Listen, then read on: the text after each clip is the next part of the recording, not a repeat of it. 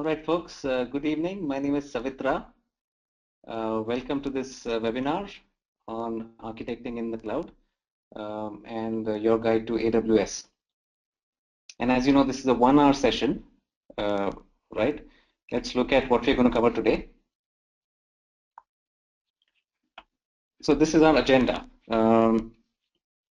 Essentially, this is, a light introduction to cloud computing and specifically to AWS, right?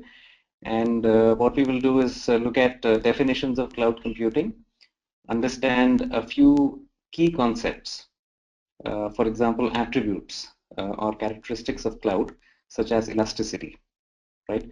We'll also try and understand service models, like software as a service, deployment models, such as public cloud versus private cloud, right? We'll look at AWS in a little bit of detail. We'll try and understand what is the industry position of AWS, and also from a jobs point of view. What does the job market look like for AWS skills, right? And then finally, very briefly, we'll look at some key AWS services. And you can see that here, EC2, which is Elastic Cloud Compute. This is like a server instance. We will look at EBS, Elastic Block Store, which are like hard disk volumes. We'll look at RDS, Relational Database Service, which is used to manage relational databases like MySQL. And we'll also look at a very cool feature, which is called auto-scaling, where you can have servers in a fleet, a group of servers, and the number of servers can expand or contract based on the load, right? So we'll try and understand these services a little bit, but also I will do a demonstration, right? So I'll use my AWS console and show you a little bit of how to use these services. All right, so that's the agenda. Now, my goal is to, keep the lecture side of things very short, right? So I'm going to run through slides. We have a very small number of slides. We'll try and spend a little bit of time on the demo, right? Because that's the interesting bit. And I want to keep the most, a lot of minutes for the questions, for your questions, right? Because questions really reflect what your needs are from this webinar. Please feel free to ask questions. Now we have about 9 attendees so far, so we can't keep you on. We can't turn on your audio, right? But you can ask your questions using the questions panel, question section in your webinar panel, right? So please feel free to send me your questions, and you don't have to wait, right? You can just keep sending your questions in, and what I will do is try and stop at appropriate times and take up your questions. All right, and this webinar is for 1 hour, but we don't have to be very strict about that. If required, we can extend this maybe by 15 minutes or even half an hour. All right, so let's get going. And before I start, let me also tell you guys a little bit about myself, my AWS experience. This might help you to sort of frame your questions better. So I've been using AWS for about 6 years now. And I ran a software as a service business, and our offering was built on AWS, right? And we were a startup, so I was involved both on the sales side as well as on the technical side. So I helped architect, build, and maintain the infrastructure. And on the sales side, I was involved in selling, software as a service and cloud computing as a concept to an audience which was not familiar with it. And in a subsequent role, I managed the profit and loss of a technology products business. And in that role, I had to spend a lot of time looking at cost optimization of the AWS infrastructure. All right, so that's a bit about my experience. Let's go ahead with the webinar. Okay, so let's start with the definition, right? So there's a number of definitions out there. This one is from Forrester. And let me highlight a few things here. So this is, cloud computing is typically internet-based, which means you can access cloud computing services over the internet, right? You don't have to be in a certain network, right? Or you don't have to open firewalls right? You can typically access it very quickly as long as you're connected to the internet, right? And cloud computing is generally, it's always available, 24/7, 365 days. It scales automatically to demand, right? And of course, it can scale manually as well, right? And it can scale horizontally, which means it can go from one server to many servers, and it can scale vertically as well. So it can go from a small server to a large server. It's also pay per use, which means if you use it more, you pay more. Right? It's kind of like your electricity bill or your mobile bill. Right? The more you use, the more you pay. And also this one, it's self-service, right? So you don't have to, if you need a server, you don't have to contact an IT department or a vendor. Typically, you would log into your console and provision the service or the server on your own. All right. So this is one definition. Here are a couple of simpler definitions, right? So here it says cloud computing refers to on-demand, right? Delivery of IT services or resources via the internet with pay-as-you-go pricing. Right? So the key concepts: on demand, via the internet, and pay-as-you-go. Right? And also, it's a utility service.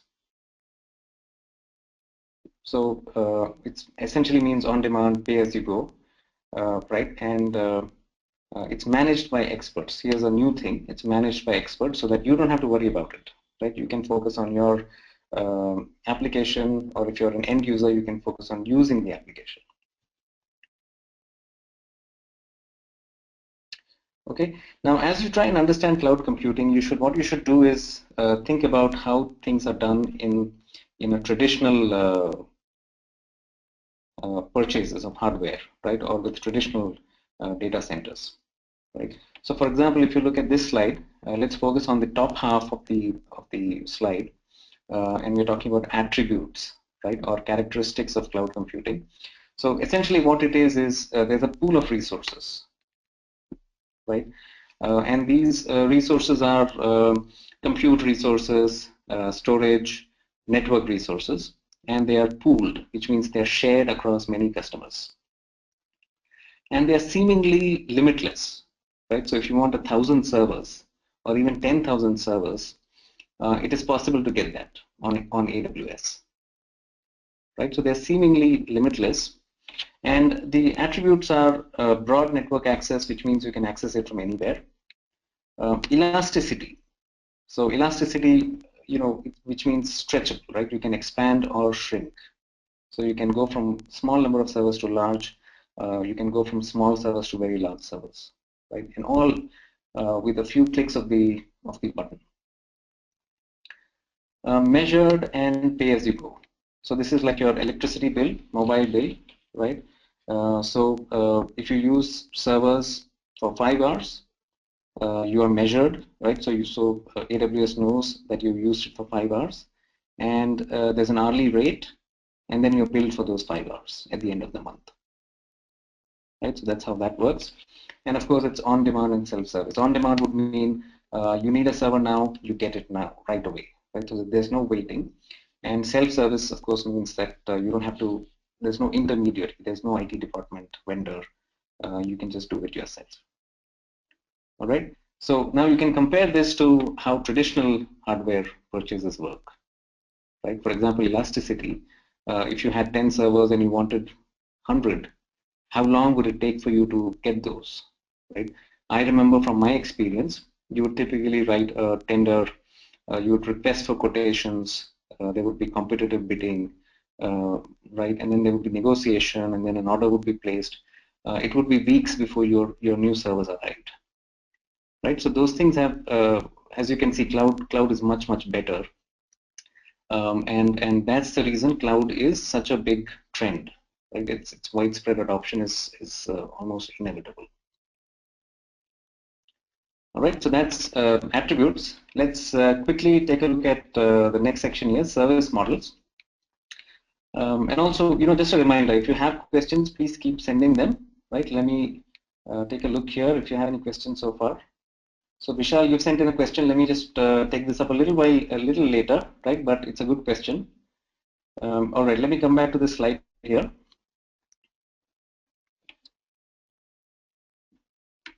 Okay, let's look at the second, the middle part of this slide, service models.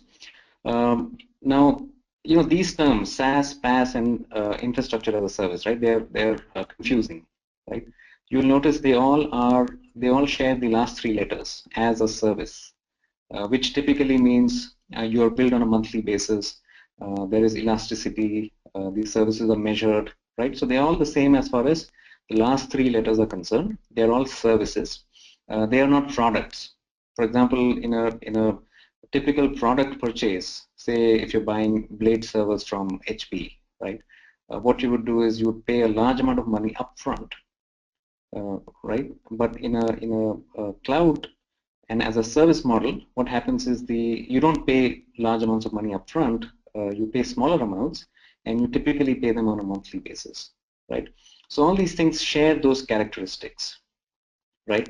But the difference is software as a service is essentially targeted at end users. So if you're in the finance department or in the HR department, you might use a financial package or a HR package, right?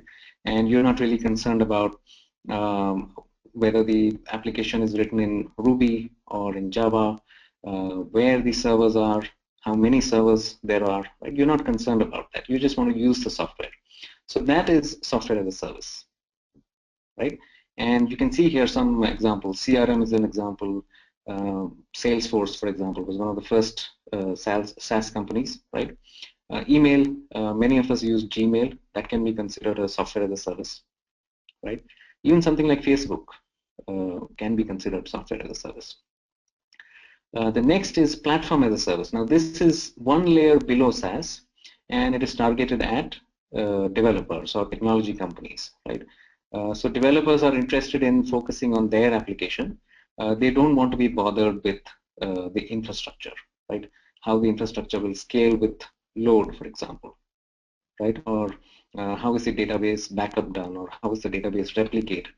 So what a platform as a service does is it does those jobs for you so that you don't have to worry about it, right?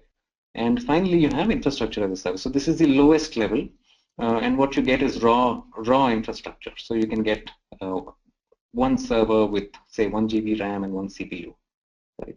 Or you can get 1 terabyte of storage, right? So these are, you can clearly see these are infrastructural elements which you can get as a service over the internet, right? So these are sort of some key definitions in the cloud computing world. Let me just give you a quick example of each. So SaaS, I think Salesforce.com or Gmail, right? These are two good examples. Platform as a service, if you've heard of Google App Engine, that's one example. Heroku is another example for Ruby. It became famous with Ruby on Rails applications, right? And infrastructure as a service, I think AWS is a great example. All right, so those are service models. And very quickly, let's look at deployment models. So public cloud, essentially, AWS and when cloud computing became famous, it was mostly public cloud, right? Which means it's available on the internet. The infrastructure is shared across many customers, right, or many developers. So that's why that word multi-tenant. So the infrastructure is shared, and so the cost is low, right? But then once the cloud companies tried to expand into regulated industries, say the financial services industries, right, or the healthcare industry, where data privacy is very important, right? And also the regulations are such that companies are required to sort of ring-fence their data very strongly, right? So that's when the idea of private cloud came about, where you see, the attributes are similar. So you'll see elasticity, for example. You will see on-demand self-service, right? So in those aspects, it's similar, but the infrastructure is only for one customer, right? So that's why you see single tenant. But because the infrastructure is not shared, the cost of private cloud is typically higher. Right. So what you get is greater privacy, data protection, but higher cost. All right. And hybrid is something in the middle. You know, some bits are in the public cloud, and some are in the private cloud. For example, in a bank, a learning management system, right, or a leave management system. So these types of data are not, uh, you know, not as sensitive as customer data, right? So those things can be on a public cloud, whereas really sensitive data can be on a private cloud, right? So those are hybrid clouds. All right. So let me just look at the questions a bit. Okay, so let me just take one question here from Arun. What you're saying is, what is the role of developers across these three components, right? And I guess you're talking about the software as a service, platform as a service, and infrastructure as a service service models. Yes. Okay. So see, as a developer, you'll probably want to use either a platform as a service, right, or infrastructure as a service, right? So you need to learn about these. And you need to learn them enough so that you can use them. So for example, if you're a Ruby on Rails developer, right, and what you're interested in is a very rapid development, you are in a startup, you don't have people like system administrators to help you out, right? So what you might do is you might want to use Heroku, where you just you have a Git repository, and you just have to take a few simple steps, and your application will be deployed by Heroku, and it will become live, within a matter of a few, say, an hour or two, right? So if you're looking for that kind of simplicity, you don't want to really worry about deployment and infrastructure, right? So platform as a service would be the right thing for you, right? But if you are keen on, if you're looking at a very serious application, a large application, you're on the enterprise side, for example, right, and you want greater control over your infrastructure, what size of servers you use, for example, right, how do you secure your firewalls, right? So if that's the kind of need you have, infrastructure as a service is something that you should learn about, right? As a developer, you might think of offering your application as a software as a service, right? So your end users, your customers, will use your application as a software as a service, right? So you'll have pricing such as $10 per user per month, right? So SaaS, I think, would be of interest to you more from a business point of view, and platform and infrastructure as a way for you to sort of deploy your application. Okay, guys, let me just move on. And Vishal, I'm not ignoring your question. I'll come back to it maybe later in the session. Okay, now let's look at AWS specifically, right? AWS is part of the cloud landscape, right? It doesn't do everything in the cloud world, right? It does a few things. So essentially, it is like an infrastructure as a service. All right, so it's closest, I would say, to infrastructure as a service, although in the more recent past they have added some services which can be considered platforms as a service. All right, and we'll look at some of these, and then we'll come back to this point, platform versus infrastructure again. Right, and what it is they have infrastructure in 11 geographical regions across the world. Right, and each region has multiple what are called availability zones, right, and we'll discuss this a little bit more a little later. And they also have edge locations. So these are sort of used in content delivery networks, right? So there are locations which are close to end users, so that media like video and audio can be served with low latency, right? So basically there are several regions. Within regions there are availability zones, and separately there are edge locations for content delivery. All right, and there's a range of AWS offerings. Let me just show you my console so you get some idea here. So this is my console, and you can see these services here, right? These are the various offerings from AWS. For example, on the compute side, EC2 is like server instances, right? On the storage side, you have S3, which is like SAN or NAS. CloudFront, which is a content delivery network, Glacier, which is a low-cost storage. All right. On the database side, you have a relational database service, which does things like replication, database management. You have a NoSQL offering, a Memcache offering, all right, and things like identity and access management, IAM, which you can use to control access to your infrastructure.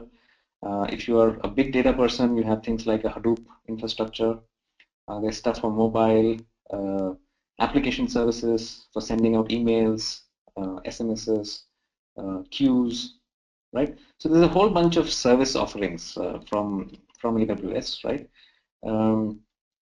And these are the big categories: compute, storage, database, application services.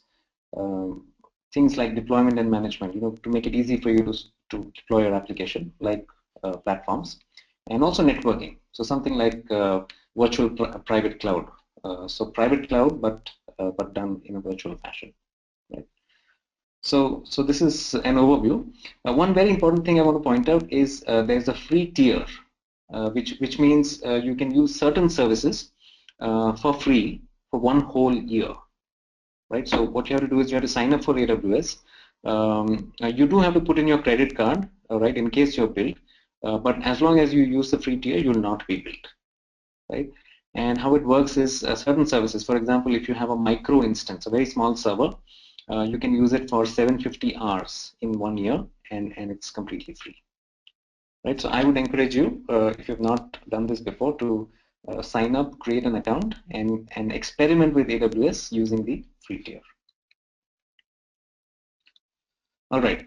Now, moving along, let's look at the competitive side, right? Let's look at the industry as a whole. This gives you some idea of why AWS, right? Why should you get skilled in this particular technology?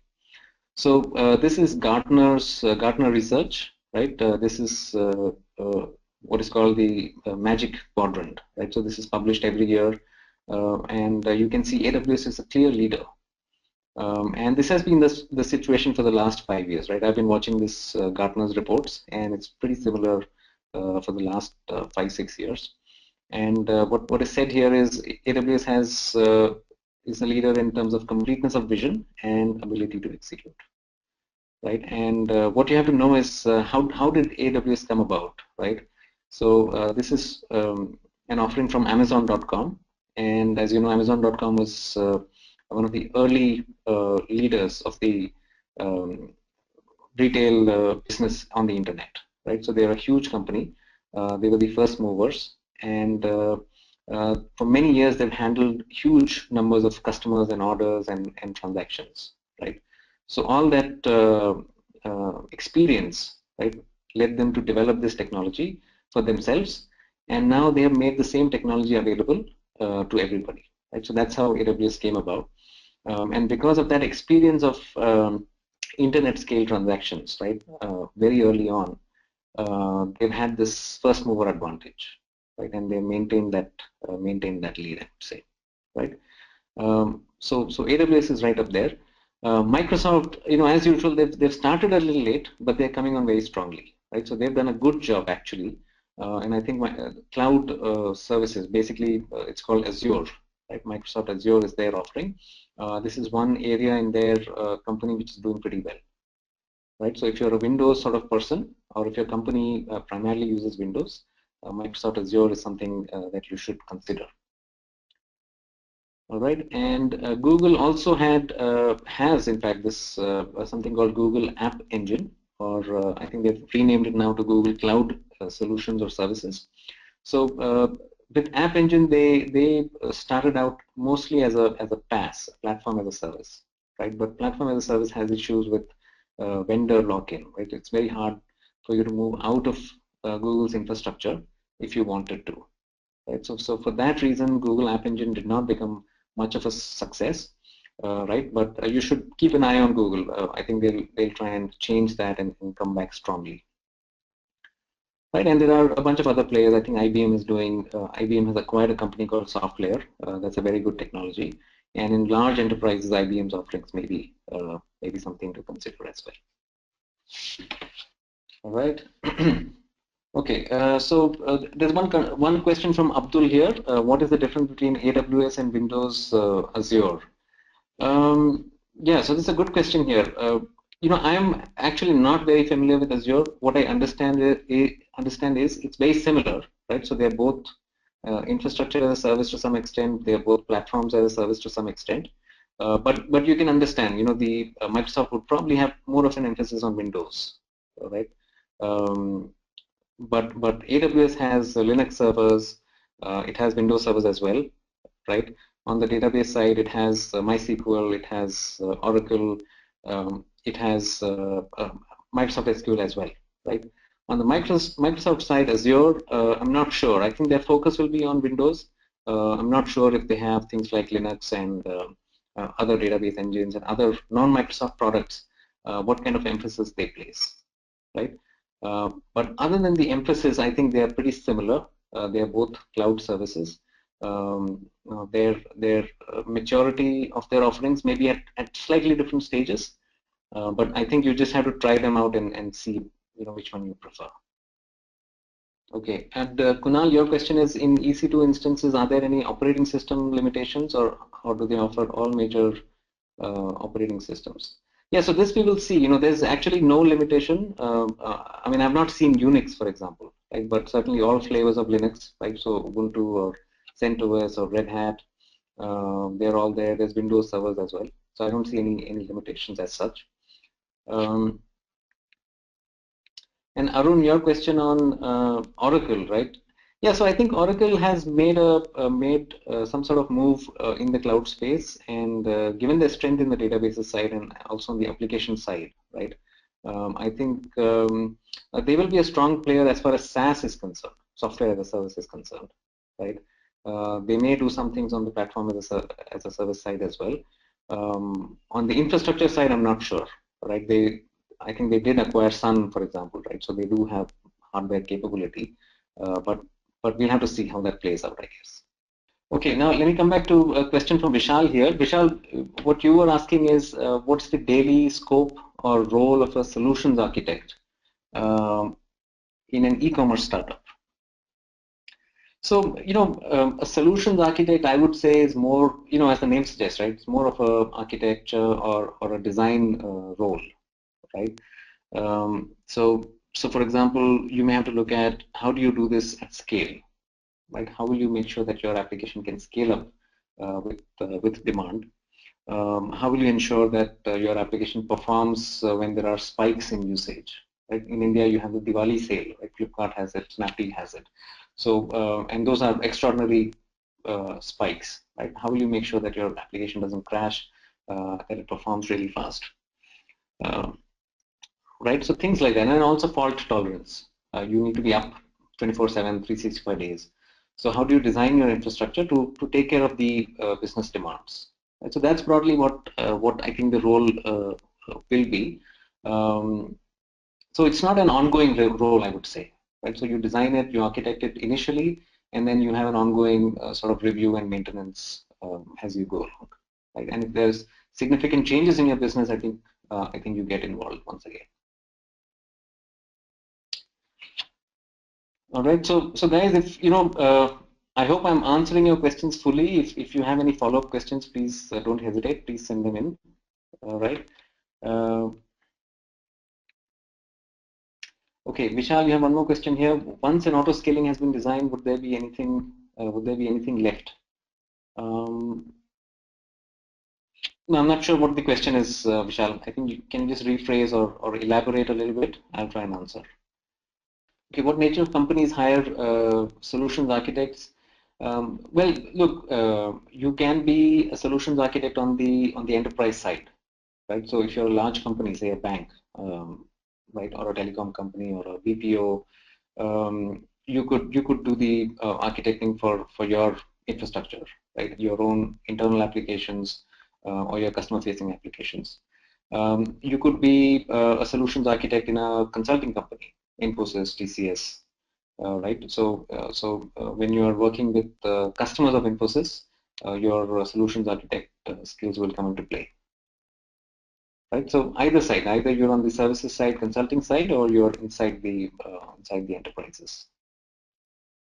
Okay, Krishna, you have a question here. You say, what's the basic concept behind adding resources like servers or databases on the fly? Do we need to restart the services after scaling up?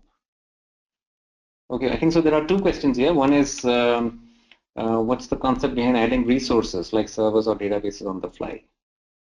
Yeah, so on the server side, for example, now let's say you have two servers running behind a load balancer, right? But your peak usage happens at a certain time during the day, say at 5 p.m., right? So what you want to do is at that time you probably need more. You probably need 10 servers, right? But then once the peak period has passed, say it's 10 p.m. in the night or 3 a.m. in the morning, there's hardly any usage. Why keep those 10 servers running? Right? You should be able to shed those servers so that you're not billed, right? So the reason for starting up servers on the fly is primarily to maintain your quality of service, right? So that the response time is good, you're able to handle the load, and then you want to shed them so that you're not billed. Right? So it gives you that elasticity, which perfectly matches the demand. All right, and the second question you had is, do we need to restart the services after scaling up? So no, for example, in an auto-scaling group of servers, if new servers are added, those servers are booted, and the web server or application server is automatically started up. You don't have to manually do anything, right? If you had to do things manually, then it would not be such a great solution, and it would not really work effectively. Okay, so Nicholas, your question is, if it's not an ongoing role, how beneficial would the Edureka certification be to someone who's looking for a job, given that each environment would need just one solutions architect? Yeah, so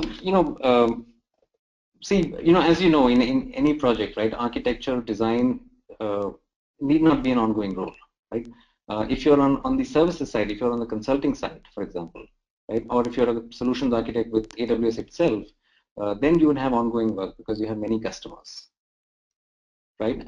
If you're in a large enterprise where there's lots of applications, lots of infrastructure, and you may still have ongoing work, right? If it's a startup, and that's what the question was around, right? If you're a startup, then I guess it will not be ongoing, right, for too long. And this is, just one of the skills. The other thing is solutions architect skills is just one of the skills that you may have in your repertoire, right? And this may allow you to take on the role of a solutions architect when needed by your company. In addition, you could be a developer as well. All right, guys. So that was the last question here. Let me just move on a little bit here. Okay, who's using AWS? I think this slide is a little bit dated. A few years back, I think this would be a concern, right? Is cloud computing an established trend? Are there any big companies using cloud computing? At this time, I think there's no question around that, right? So a lot of big companies use it. You can see even sensitive companies which have sensitive data like NASDAQ or NASA, right? So these are examples out there. Amazon itself is a huge example given their scale. Netflix is another good example because there's a video streaming service, right? And has its own unique infrastructure requirements. So essentially, this is very, very widespread now. 190 countries, several large companies, and I think the cloud computing as a trend is firmly established. Okay, so this is a slide on the job market. Slide from this is a chart from Indeed.com and shows you the trend. The keyword searched here is AWS, not cloud computing, right? And you can see the trend in as far as the job market is concerned. The percentage might throw you off a little bit. It says about 0.3% in 2015, but that still is a very large number. For example, if you look for big data as a keyword, that would probably be a tenth of this percentage. All right. So now we're approaching the demo side, right? Let me just cover this slide and then we'll go into the demonstration. So this is a map of the region, zones, and edge locations, right? So the infrastructure is organized in regions. So for example, you have US East 1, right? You have US West 1 and 2. So these are regions which are isolated from each other. And within each region, there are availability zones, right? And each zone is sort of logically isolated. For example, availability zone A in the Virginia region would have its own power supply, its own internet connection, right? And availability zone would have different power supply and different internet connection. So, so if there's a problem with the power supply, one zone in that region will at least be functioning, right? So it's possible to build high availability infrastructure using multiple availability zones within one region. All right, and the blue dots that you see are edge locations. So these are more in number because they're meant to be closer to the end users so that they can deliver video, audio, images, that sort of content with low latency. All right, and now let's look at a few of these services here: EC2, EBS, and RDS. So an EC2 it's elastic cloud compute, right? So the easiest way to think of EC2 is to think of it as virtual servers, right? So you could start up a 1 GB a server with 1 GB RAM and 1 CPU, right? Or you could start up a 64 GB machine with 8 CPUs, right? So it's like a virtualized server instance. EBS, Elastic Block Store, is like a hard disk volume. Right, so this gives you block level storage. EBS volumes are attached to EC2s, right? So you can only access these volumes via an EC2 instance, right? And RDS is relational database service. It's used to manage things like MySQL or Microsoft SQL as well, right? Oracle, PostgreSQL as well, right? So what this does for you is things like backup, database replication across availability zones, right? You could run a MySQL database within an EC2 instance as well. That's possible. But what RDS does for you is it takes off some of these tasks from you, like backups and replication, which are typically very hard to manage, right? So that's what RDS is for. And I also want to show you, right after this slide, I'll show you a demo, and I'll talk about auto scaling and load balancers. Right, so this is basically, you have a load balancer, and behind the load balancer, you have a fleet of servers which are auto scaled, which means if the load increases, more servers are added, and if the load comes down, the servers are removed, right, so that your billing comes down. All right, and this scaling is managed by a service called CloudWatch, which is an independent service. It has its other uses as well. But in this case, what it does is it monitors your infrastructure, and it can, for example, look at CPU utilization. All right, so you can set a condition that if the average CPU utilization is above 80%, add one more server. Right, so that monitoring is done by a service called CloudWatch.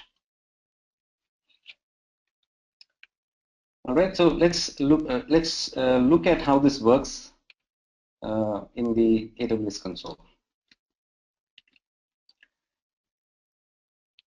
So what I'm going to do is very quickly show you EC2, RDS, and also auto scaling. Right, you'll notice this is my console. This is the EC2 dashboard. On the top right here, you can see the various regions, right? And I have selected US West. And I'll click on Launch Instance.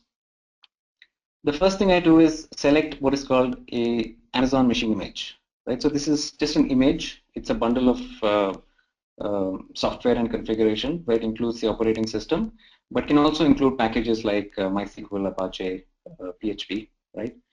You can also create an AMI with your application fully installed and configured. right? So I'm going to just select this default machine image here. The second step I take is to select the instance type. So this is essentially the size, how big the instance is. For example, this is T2 micro, and it has one virtual CPU and a RAM of about 1 GB. And please note this green label here, free tier, right? So this will be free if you were to use this. Okay, so these are some additional settings. I'm not going to cover these now. This is storage. Now this is the EBS volume, right? So Elastic Block Store volume, and this can go up to 16 terabytes, right? This is the maximum size, but you build more. The larger the volume, the higher the billing, right? And it also has different types of storage. So general purpose is what you normally would use, but if you're looking for a more IOPS, input output per second. For example, if you want to run a database on this machine, then you can pick provisioned IOPS as well. All right, let's move on. Okay, the next thing we do is select a security group. So this is nothing but a firewall, right? And let me create a new firewall, and you can see there's one default rule, which is to allow incoming SSH traffic on port 22.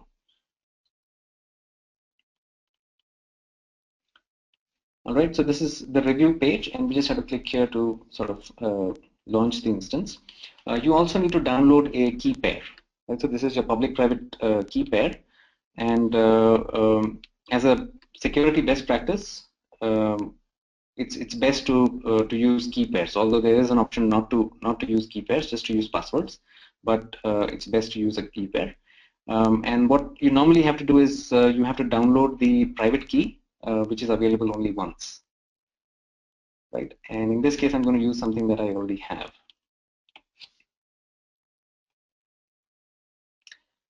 Right, so that's it. The instance is coming up, and it should be in the running state in a very short while, right? At this time, it's in the pending state.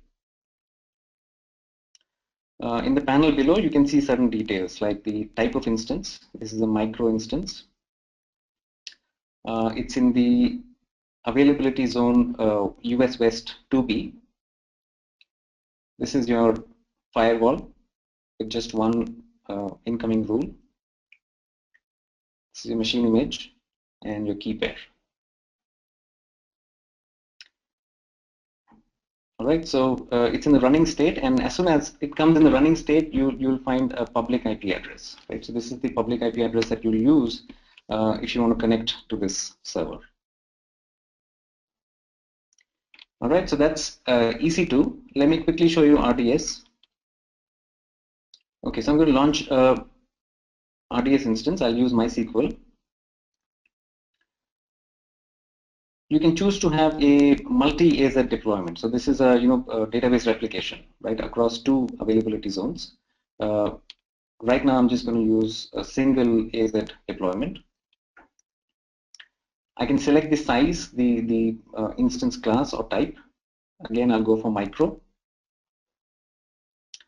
The size of the storage required for the database, depending on your application, you'll know what this value should be. And this is the instance identifier. Now, the instance is not the database, right? So one instance is one server. So you can have multiple databases within one server. All right, so this is the database name. This is your backup policy. So the default is 7 days, which means a backup will be taken every night, and each backup file will be retained for 7 days. RDS can also maintain your MySQL data instance. So for example, it can do a version upgrade, and here we are saying minor upgrades can be done automatically. All right, so that's how you launch a database instance, and you can see this is being created as well. Right? So in about 5 minutes, this database instance should be up and running, and you'll be able to connect to it. All right, let me see if there are questions now. Okay, let me go to EC2 again, and I'm going to show you auto scaling now. Okay, so auto scaling is something that's available along with load balancers, elastic load balancers within EC2, right? So there's no separate service. You will find them within the EC2 dashboard. And you can see here at the bottom left, there's a link for load balancers, and there's another section for auto scaling. All right, let's first set up a load balancer. Okay, and let's say it's balancing only across HTTP, right? We could do HTTPS as well, but we'll have to set up certificates and things like that. So for now, I'm not going to cover it. But essentially, this is load balancing HTTP traffic on port 80. Okay, so that's fine. So the load balancer does a health check.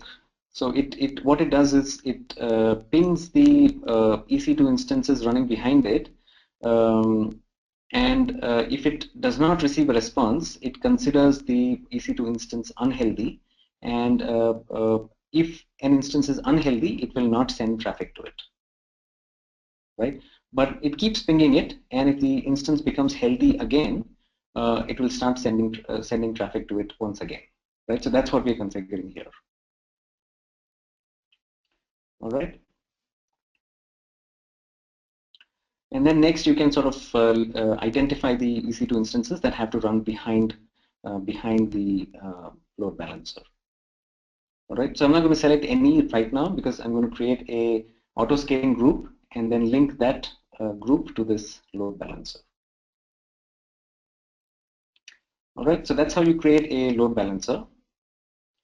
All right. Now let's go and create a auto scaling group. So this is a two-step process. So there's creating a launch configuration and then creating an auto scaling group.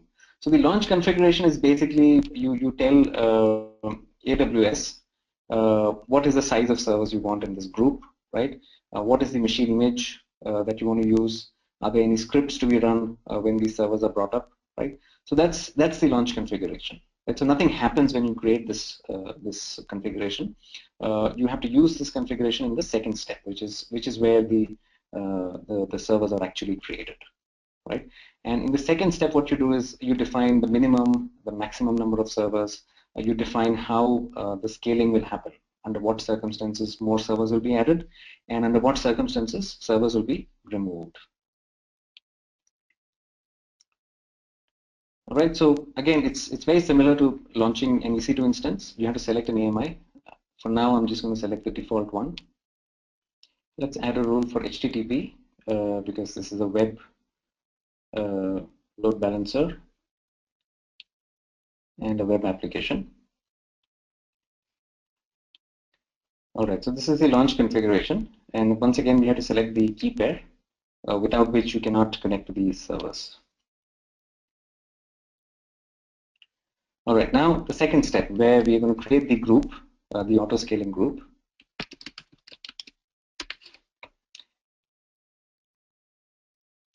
And here we define the load balancer. Right? So we have a load balancer already there, so we simply select that.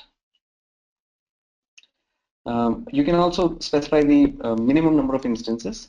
Now, if you are setting up servers in 2 zones, right? So that's a high availability setup, right? So if you have 2 zones, it's best to have a minimum of 2 instances. So I'm going to select 2 subnets as well, one for each zone. Okay, now this is the interesting bit where we specify the maximum. So let's say you can scale from 2 minimum to 10 maximum, right? And then you need to specify the scaling policy, under what circumstances you'll have more.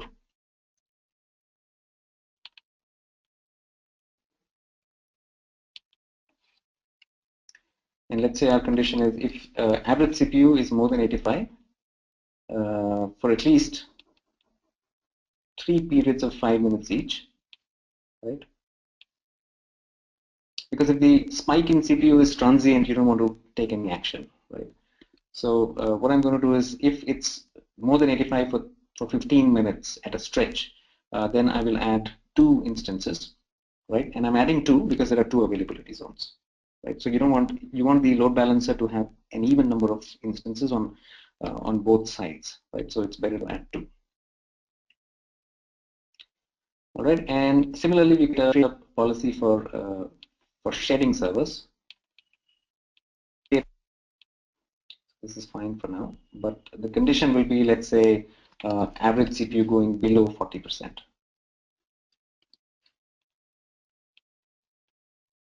And there also, what we do is we remove 2 instances. But remember that it will never go down below the minimum that you've specified. All right, so that's how you create a auto-scaling group running behind a load balancer. And you can see it is already setting up the instances, right? It's creating 2 new instances, which is the minimum number of instances in this group. All right, guys. So that concludes our demo. Let me just look at your questions here.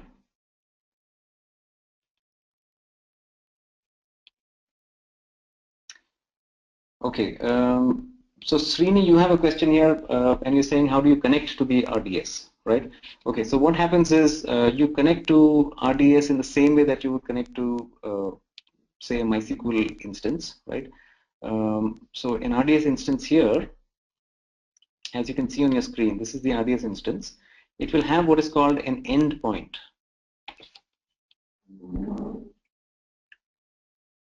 Right, so this is the endpoint here. Right, so if you're connecting to a MySQL instance, you would normally connect with MySQL -u, which is the username, -p, right? But you also have an option of -h, which is the host. So what you do is you say MySQL -h, and after -h you specify this endpoint. Right, so that's the only difference. Okay, guys. Any other questions? Okay, so Krishna, your question is auto-scaling applicable to both web and database servers, or do we need to create separate configurations for each? So see, definitely for the web server, right? You could have a auto-scaling group consisting of web servers. You could have a separate auto-scaling group for the application server. So n-tier applications, right? So you can have n number of tiers.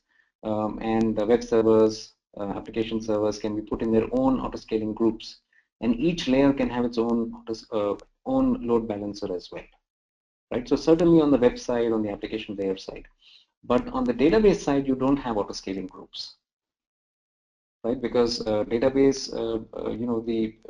there's typically a primary database, right, where all the transactions have to be managed. There are other ways of doing scaling on the database side. So for example, you can have a replication setup. So RDS will replicate your primary database to another availability zone into a secondary database. So that's possible. Of course, you can vertically scale the database layer. So for example, I had set up a micro instance, but if that is not sufficient, right, you will know if your database is not able to handle the load. So then you can change the instance size. You can go from a micro to a large, or a 4x large, or 8x large. Right? So that kind of scaling is possible. There are other mechanisms as well. For example, you can create read replicas. So from your primary database, you can create read replicas. So those databases are read-only, but you can offload some of the read traffic to those instances. Right. So there are multiple ways of handling load on the database side, but not auto-scaling. Okay, Srini, your question is, if there's one small web server, does a micro instance suffice? Yeah, so in many cases, I normally run micro instances because they are the cheapest, right? And in many cases, like a simple website or even a simple Ruby application, right? Micro instance is sufficient because a T2 micro has 1 GB RAM, which is pretty good. And if it is not sufficient, you'll know, because either your application will freeze up, or you can set up a CloudWatch monitoring service, and you can track the CPU utilization or memory utilization, right? And you can get alerts. So there are ways of monitoring your infrastructure, and you will know if your capacity is not appropriate to the load.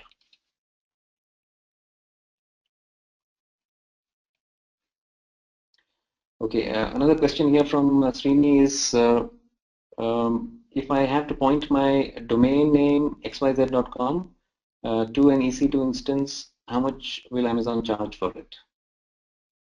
Yeah, so see, if you have your own DNS service, right? So if you bought your domain from GoDaddy, for example, right? Or you may have bought it from enorm, or you may have, if you buy it through Google Apps, for example, it's either GoDaddy or enorm, right? So these are they will host your DNS records for you, right? So in your GoDaddy control panel, you can go and specify the IP address, the public IP address of the EC2 instance, and you can map it to your domain, right? So in that case, there's no additional cost because the DNS service is being provided by GoDaddy, and the EC2 cost is what you will have to bear. So there's nothing related to the domain DNS service. Yeah, so yeah, absolutely. So what you're saying is, in the DNS-A record, can I point to an EC2 instance? Yes, absolutely, you can point to an EC2 instance, and you have to remember there are many types of IP addresses, right? So there's private IP address, there's public IP address, and there's something called elastic IP address, right? So you have to understand those concepts. In general, you'll have to use a public IP address because that's available from the outside. Private IP is not. But the best thing to do is to map it to what is called an elastic IP address, right? Because elastic IP is better because if you change your infrastructure, you can map your elastic IP to different servers, right? And your DNS record can be the same. So your DNS record uses elastic IP, it doesn't change, but your elastic IP can, within AWS, be mapped to different servers, right? So using an elastic IP, you can update your A records, yes.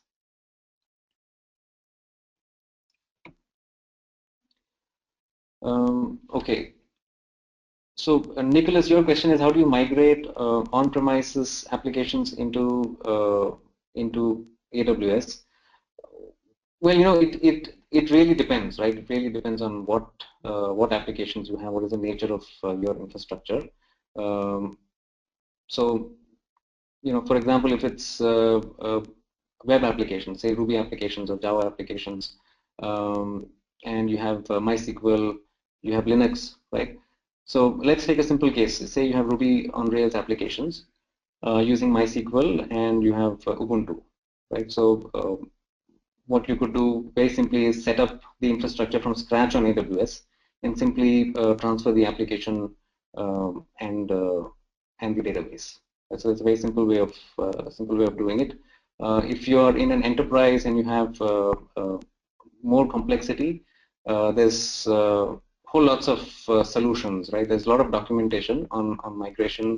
There are consulting providers as well who can help you, right? So it really depends on what you need to do. Okay, so Srini, your question is, does the public IP address remain the same across multiple invocations? No. So there are two things. There's a public IP address and an elastic IP address in AWS. Public IP address, although it's public, it is transient. If you shut down the instance or if you terminate it, that IP address will be lost, right? And there's no guarantee that you will receive the same IP address back from AWS, right? So if you're looking for a permanent IP address, it is best to use elastic IP address.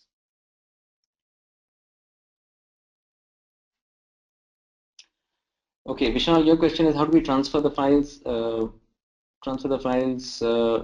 we do it via FTP?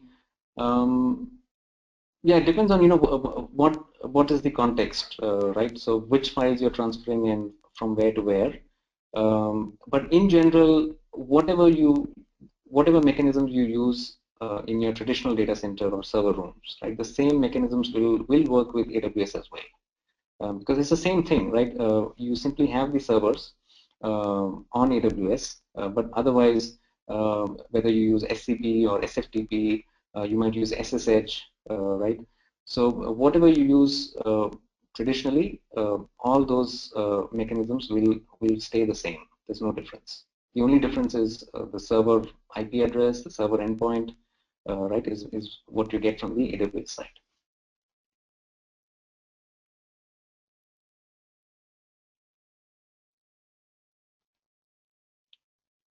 Yeah, so Srini, your question is an elastic IP address similar to regular IPv4 address?